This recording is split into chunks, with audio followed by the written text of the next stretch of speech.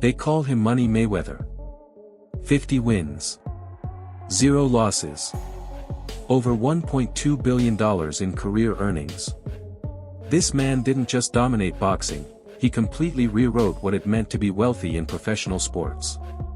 The cash piled on hotel beds. The watch that cost more than most people's houses. 2 private jets sitting on the tarmac. A fleet of Rolls-Royces organized by color.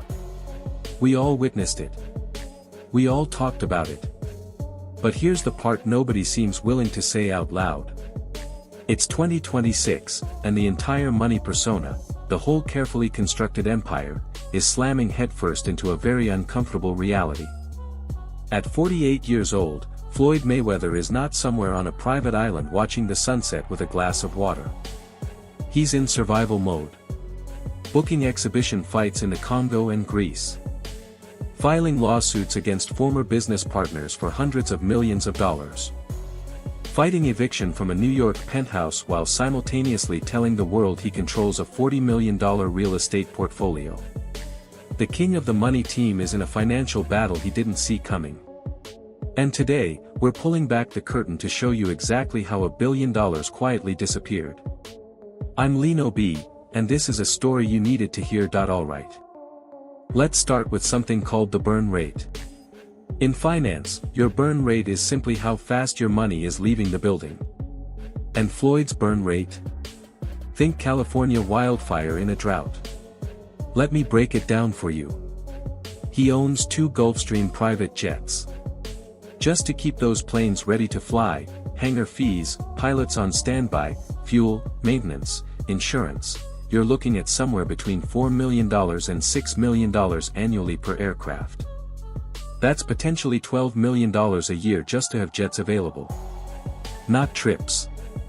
Not vacations. Just keeping the engines warm. Then there's the car collection. White cars in Vegas.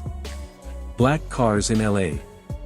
Over 100 luxury vehicles, Bugattis, Ferraris, Lamborghinis, Rolls-Royces, every single one of them losing value the moment the tires hit asphalt. People like to think of cars as assets.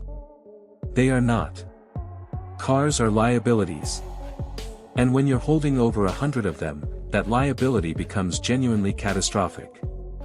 In 2025, Floyd reportedly spent $2.25 million on 4 luxury cars in a single afternoon, then turned around and sued the dealership.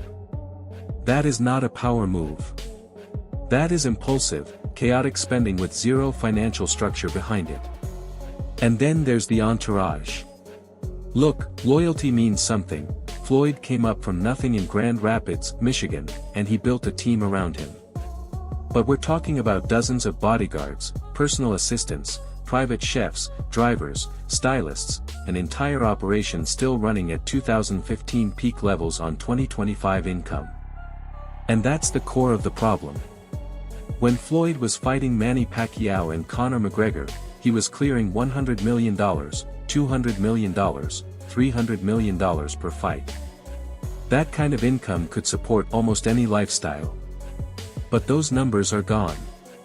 Exhibition circuits pay a fraction of that, maybe $10 to $30 million before taxes, before the entourage costs, before the jet maintenance, before everything else. He is no longer living off the returns of his wealth. He is burning through the principal itself. And that right there, is how you end up broke with $1 billion name. Now let's get into something that tends to get overlooked, because it hits differently when you realize Floyd has never touched alcohol or drugs in his life. He is famously clean. But here's the thing, everybody has something. And for Floyd Mayweather, the adrenaline that used to come from walking into an arena in front of 20,000 people had to go somewhere after the fight stopped. And it went to the sportsbook. We've all seen the posts, Floyd holding winning tickets, showing off massive payouts, putting it all on display. But what never makes the feed are the losses. And from what's been reported, those losses are enormous. He reportedly dropped $10 million on a single Super Bowl bet. Think about the math there. When he wins, the IRS steps in immediately, federal taxes, state taxes. When he loses, he absorbs every dollar of it. That is a mathematically guaranteed path downward. But it gets significantly worse. In 2024, rumors started spreading that Floyd had been detained in Dubai over serious gambling debts, not owed to a licensed casino, but to the kind of creditors who don't send lawyers and don't write polite letters. Floyd's team denied the whole thing. Called it a misunderstanding. Said he was there for business. But here's my question, when does an actual billionaire get stuck in a foreign country over a misunderstanding about money? The honest answer is, he doesn't. Unless the billionaire label no longer applies. Unless he is operating in a financial gray zone where his name is writing checks his accounts can no longer back up. And when your creditors operate outside the legal system, you need cash. Fast. Clean. No questions asked. Which explains why Floyd Mayweather is suddenly saying yes to fights anywhere in the world, against almost anyone. Not for legacy. For liquidity. Now I know some of you are already thinking, Lino B, that's speculation. You don't actually know that. Fair enough. So let's stop speculating and go straight to the paper trail. Because the receipts exist, and they are not pretty. Receipt number 1, late 2025, Floyd Mayweather faces an eviction lawsuit from a luxury Manhattan apartment. A man publicly presenting himself as the owner of a $40 million real estate empire was allegedly more than $500,000 behind on rent. Not a mortgage. Rent. He was leasing the place. Receipt number 2, a Miami jewelry store called AJ's Jewelry files a lawsuit claiming Floyd walked out of their store with $1.6 million worth of jewelry and covered it with 5 separate checks. You want to know how many of those checks actually cleared? Not one. Every single check bounced. Now look, I've had a check bounce before and the embarrassment is real. But 5 checks totaling $1.6 million, from a man with a billion-dollar brand? That is not a banking error. That is a cash flow emergency. Receipt number 3, Logan Paul. 5 years after their exhibition fight, Logan is still publicly saying Floyd owes him $1.5 million from their deal. And Logan Paul is not some struggling content creator anymore, he's a WWE champion with a major beverage brand behind him. He has zero reason to fabricate a $1.5 million claim. He keeps saying it because the money hasn't shown up. When you line all of this up, bounced jewelry checks, unpaid rent, fighters saying they never got paid, it stops looking like a series of random mishaps. It starts looking like Mayweather Promotions is running a shell operation, using income from new fights to cover debts from old ones. That is the definition of financial instability. Receipt number 4, and this one is government documented. After the McGregor fight in 2017, Floyd reportedly cleared somewhere around $300 million. And yet, the IRS filed a $22 million tax lien against him shortly after because he didn't have the liquid cash on hand to cover it. Read that again. A man who just earned $300 million couldn't write a $22 million check without it being a problem, because the money was already spent before it had even fully arrived. Now I want to address something that requires a bit of sensitivity, because this part of the story isn't funny. This part is genuinely tragic. A lot of you remember when 50 Cent challenged Floyd to read a full page from a Harry Potter book on camera. It became a meme. People laughed. But underneath that moment is a reality with devastating financial consequences. If you are managing a billion-dollar operation and you cannot personally review a 40-page legal contract, you are completely dependent on the people around you to tell you the truth. Your lawyers. Your advisors. Your managers. The inner circle you've trusted for decades.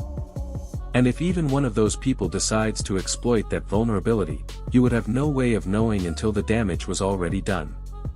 Which brings us to February 2026. Floyd Mayweather files a $340 million lawsuit against Showtime and several former advisors, alleging that hundreds of millions of dollars generated from his biggest fights were quietly redirected into third-party accounts Floyd claims he never knew existed, under agreements he says he never personally reviewed. And when Floyd's legal team requested full financial records and documentation from Showtime to support the case, they were reportedly told the records had been lost, in a flood. Not misplaced. Not delayed. Lost in a flood. Financial documentation covering hundreds of millions of dollars. Take a moment with that, because you genuinely cannot make it up. Here's how I see it breaking down. There are only two real possibilities. Possibility 1, Floyd's inner circle, the people he trusted and paid for years, genuinely stole from him. They exploited a blind spot that existed for decades, and got away with it because Floyd's brand was so powerful and the money kept flowing that nobody looked too closely at the details.